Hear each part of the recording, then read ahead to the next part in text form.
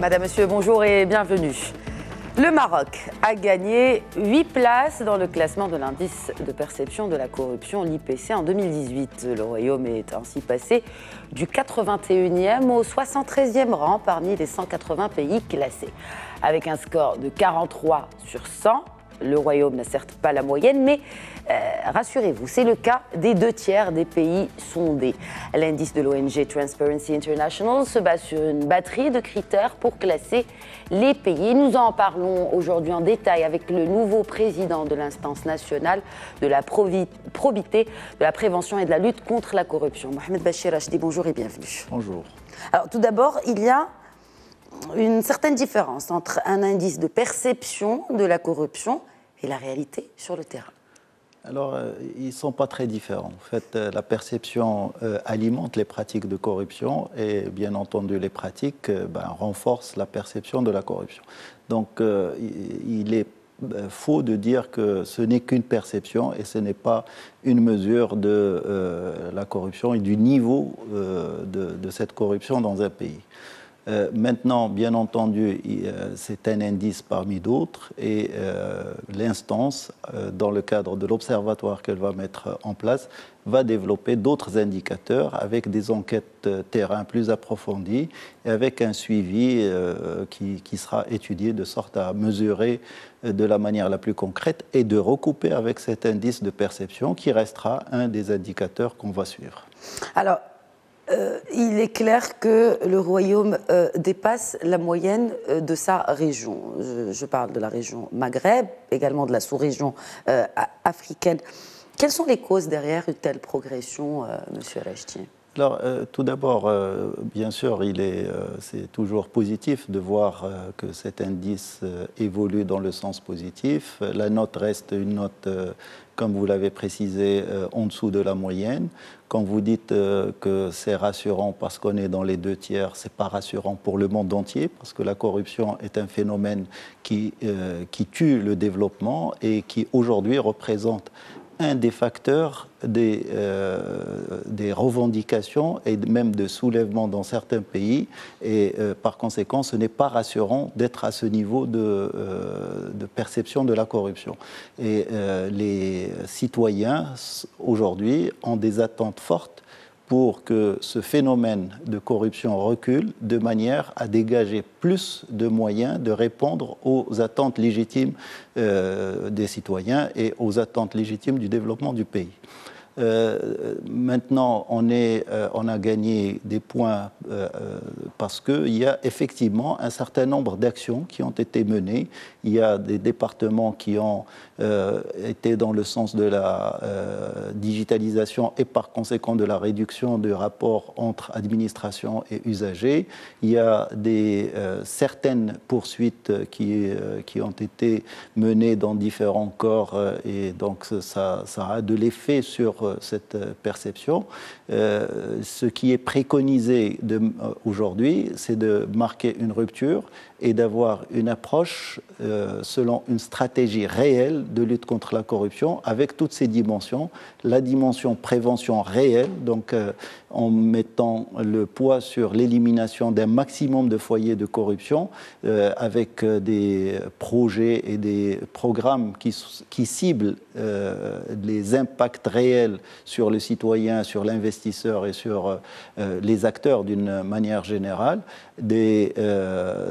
une mobilisation, une mobilisation de tous les acteurs et même des citoyens selon une approche de synergie, mais tout en précisant que les responsabilités ne sont pas à diluer. Quand on dit que la corruption est l'affaire de tous, ça ne veut pas dire que tout le monde a les mêmes responsabilités. Il y a des responsabilités qui sont au niveau du gouvernement, des responsabilités qui sont au niveau du pouvoir judiciaire pour pouvoir réprimer et par conséquent dissuader les acteurs de corruption et donc avoir moins de facilité et rendre la corruption plus chère, et au niveau du pouvoir législatif pour créer des cadres plus appropriés à cette lutte, à commencer par la reprise de la loi qui a créé l'instance de probité de prévention et de lutte contre la corruption, de sorte à ce qu'elle-même puisse assumer pleinement ses responsabilités et être un acteur effectif dans cette lutte contre la corruption et avec une articulation des rôles. Donc c'est ça que nous souhaitons voir venir en 2019 et que les citoyens sentent qu'il y a un changement réel et irréversible. Parce qu'effectivement, l'opinion publique reste quand même persuadée que la corruption sévit lourdement dans notre pays. Alors, vous avez parlé de stratégie réelle, Mohamed Bachir Rachdi. Est-ce que la stratégie qui a été adoptée en 2015, donc à l'horizon 2025, selon vous, n'est pas réelle ? Quand je dis réelle, ça veut dire que sa mise en œuvre devrait être effective et elle doit s'appuyer sur des déterminants qui sont solides et avec des priorités qui permettent d'avoir des résultats palpables et qui permettent à ce que ces impacts reconstruisent la confiance auprès de tous les usagers de l'administration, et aussi bien au sein du secteur privé qu'au niveau du secteur public. Et cette stratégie, quand je dis une stratégie réelle, ça veut dire qu'elle a tous les ingrédients d'une stratégie, sa définition qui est basée sur la détermination des foyers de corruption et les risques qui sont derrière et par conséquent les actions capables de les couvrir, mais aussi les cadres de gouvernance qui permettent à ce qu'on ait un suivi et une évaluation et, le cas échéant, un recadrage pour être toujours orienté vers les résultats et des résultats palpables. Alors, palpables, concrets.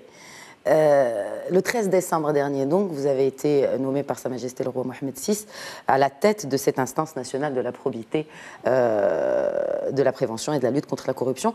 Et dans une déclaration suite à cette nomination, vous avez dit que le souverain vous a demandé d'aller le plus loin possible. Mohamed Bachir Rachdi, jusqu'où pourriez-vous aller en sachant que cette instance est un organisme constitutionnel ? En fait, la volonté qui est exprimée, c'est une volonté effectivement d'avoir ce changement dont j'ai parlé, à savoir une rupture avec des approches qui sont engagées de manière sectorielle, de manière éparpillée, vers une approche qui permet de marquer le changement et par conséquent de pouvoir construire un environnement plus sain, un environnement de probité.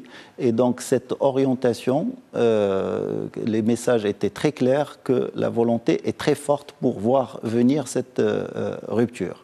Maintenant, ce qui est attendu dans les semaines et mois à venir, c'est que les pouvoirs soient réellement établis pour l'instance, pour qu'elle puisse jouer son rôle et assumer pleinement sa responsabilité. Et vous pensez que ce sera effectif dans les semaines, voire les mois à venir? Je travaille dans ce sens. Le chantier est largement engagé.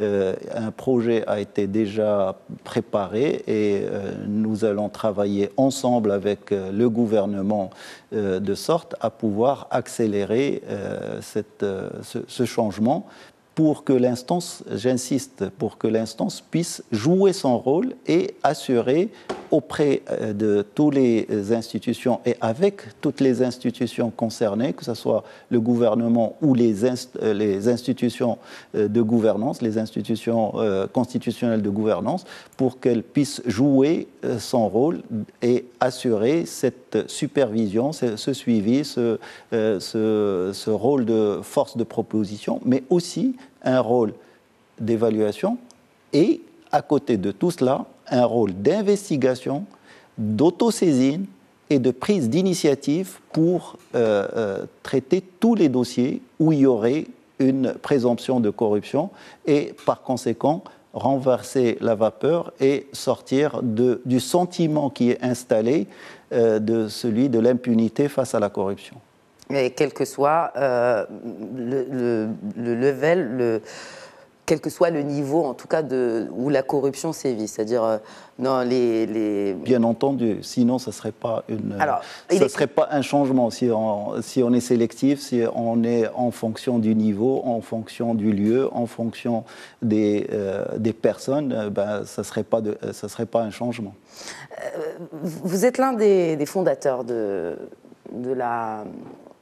l'association Transparency Maroc, de l'ONG plutôt, Transparency Maroc. Comment voyez-vous, aujourd'hui que vous êtes à la tête de cette instance, comment voyez-vous la collaboration avec la société civile ?